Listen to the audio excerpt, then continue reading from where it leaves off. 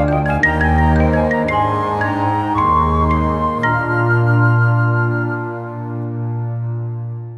everybody, it's Kim, and I just wanted to do a quick video on how to use a pendulum.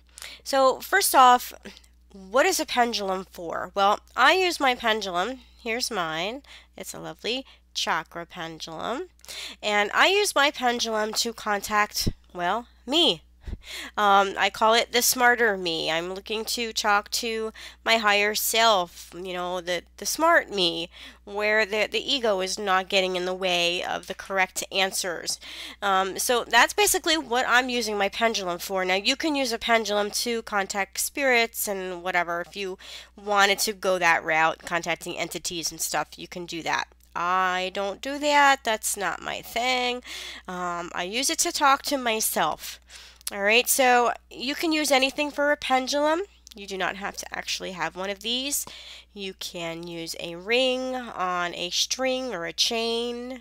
For a while I was using one of my grandmother's rings on a chain, and so that works really well too. I love this pendulum though. There's actually even a knot in it, and I just leave it there because I've connected and bonded with this pendulum. See, now a very important part of working with a pendulum is doing just that, connecting with and bonding with your pendulum. So whatever you're using, whether you're using an actual pendulum or if you're using something else, you want to make sure you cleanse it. However, you go ahead and cleanse it with sage, putting in the sun or the moon, in salt, bury it, however you do with your crystals. You want to make sure that it is free of any energetic debris, okay? Because especially when you're using it to contact yourself and spirits and stuff, you want to make sure it's, going to give you the right answers. That is why I choose to mostly just talk to myself, all right, instead of talking to anybody else.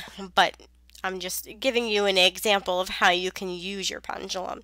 Remember, with anything, this is just a tool. You do not need it. Just makes things a little more interesting, a little more fun, gives you another way to try to practice some of your psychic gifts, and advance in your spiritual path.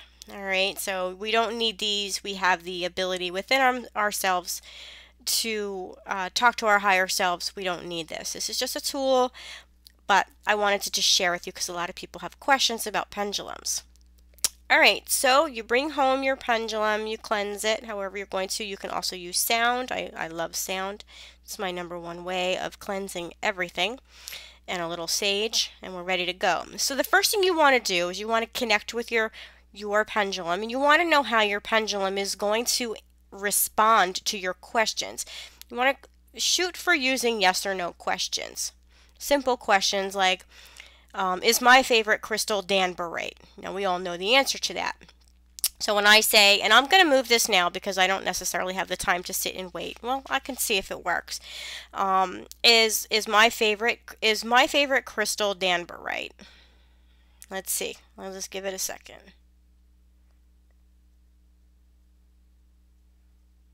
Now I'm not moving it, but see how it's starting to go back and forth? It's giving me the yes. So for me, yes, and I'm going to move it now.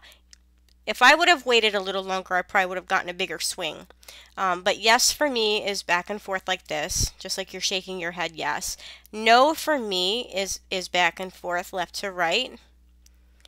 And you're really like on the wrong path, Kim. You're really, really wrong here.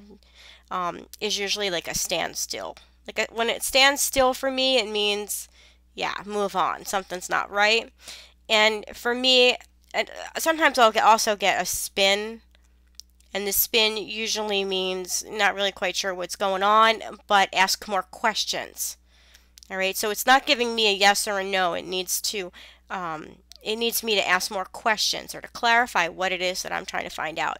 Again, if it's just kind of standing still like this, it's just like I'm barking up the wrong tree altogether.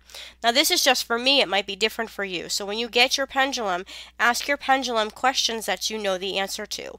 What's your favorite food? What's your name? Where do you live?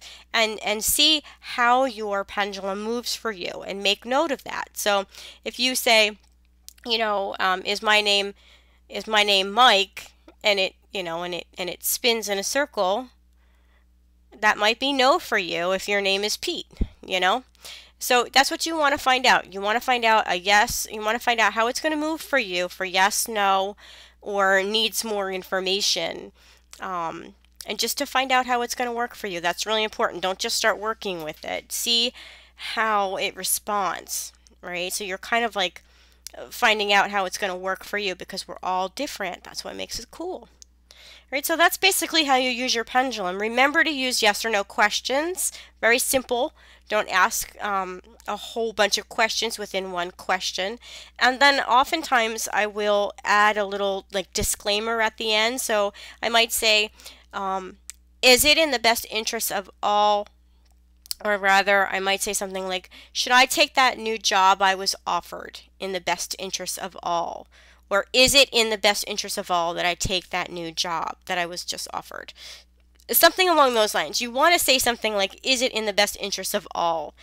Because we don't want to be selfish in our decisions. Okay. You also might find out that sometimes your answers may not relate to you right here and now, and it might actually give you like a weird answer because it's answering a question.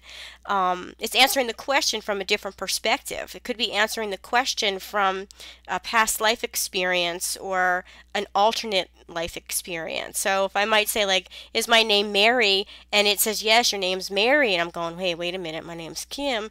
My name might be Mary somewhere else. So I think it's also important to put in your question like as it pertains to me right here, right now.